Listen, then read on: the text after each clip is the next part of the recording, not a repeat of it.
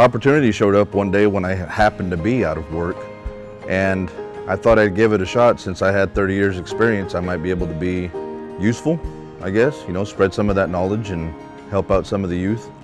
The biggest reward is seeing most of the students that I have. 90% of my students right now are working. They're not even done with school yet. They try to credit me with that, but I credit their hard work and focus to get their schoolwork done and be able to keep a job at the same time. So pretty proud of them. The students are doing that well that they're able to get jobs right out of the gate instead of having to have that year experience. They're proving that they can do anything that's required. I'm always joking. I ease the discomfort as much as I can to let them relax. Once they get in the shop, the nerves pick up again all over again, but it's kind of the same thing.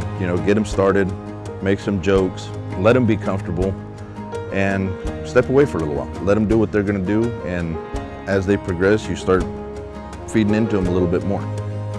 Once they get the initial stuff started, I like to step away so they can get a little more comfort and work with it a little bit. Once they've figured out a few things, that I can be in there with them more often. But yeah, comfortability is number one with welding.